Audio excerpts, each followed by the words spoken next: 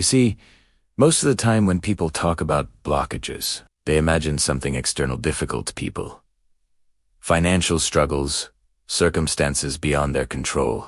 And while those are very real challenges, the truth is that the most stubborn and destructive blockages are not outside of us. They are within us. They are woven into our own patterns of thinking, the subtle whispers of doubt, fear, and self-sabotage that we carry like invisible chains. These negative forces don't announce themselves loudly. Instead, they quietly limit what we believe is possible, convincing us that we are not enough, not capable, not worthy of more. Negativity often disguises itself as caution or even wisdom. We tell ourselves, "I'm just being realistic," when in fact, what we are doing is protecting ourselves from growth. Our mind creates scenarios of failure before we have even begun. It convinces us that stepping forward is too risky, that remaining in the comfort of the familiar, even if that familiarity is painful, somehow safer than embracing the unknown. These are the blockages I'm talking about.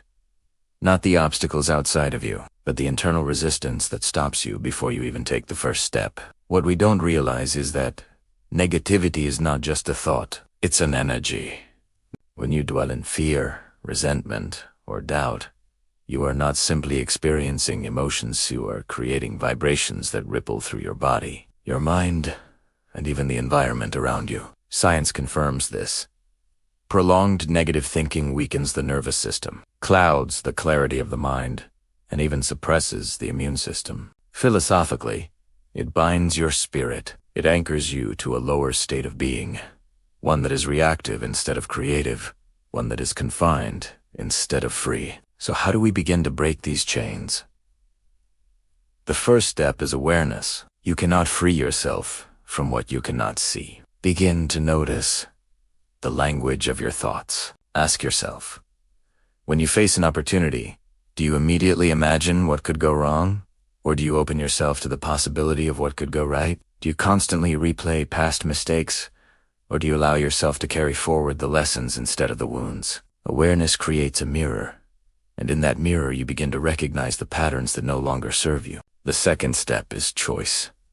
Many people underestimate the power of choice because they assume thoughts are uncontrollable, like clouds drifting across the sky. And yes, you cannot always stop the first thought that appears, but you always have the power to decide whether you feed it or let it pass. You can choose to amplify the voice of doubt, or you can choose to nurture a different voice, the voice of courage, of belief, of possibility. Every single time you make that choice, you weaken the chains of negativity and strengthen the muscles of mental freedom.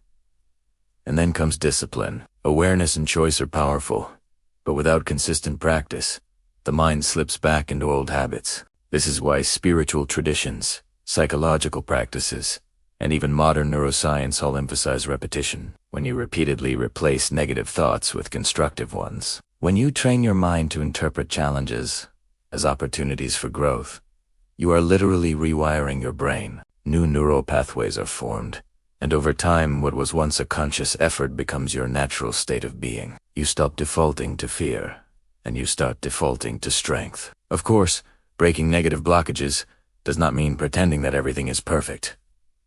Life will still bring difficulties. People will still disappoint you.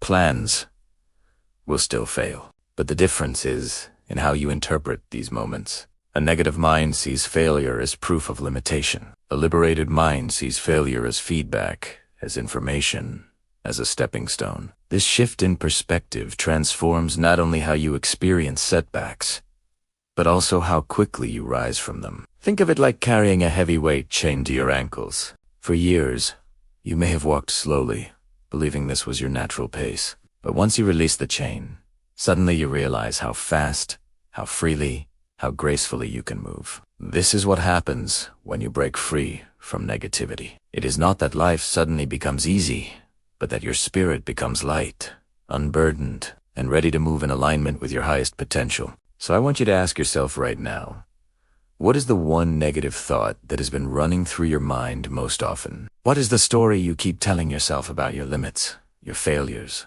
your worth? And then I want you to imagine releasing it not tomorrow, not next week, but right now. Because the truth is, those chains are not locked. They are held in place only by your belief in them. Break that belief, and the chains fall away. And when they do, you will discover that the freedom you've been searching for was never outside of you.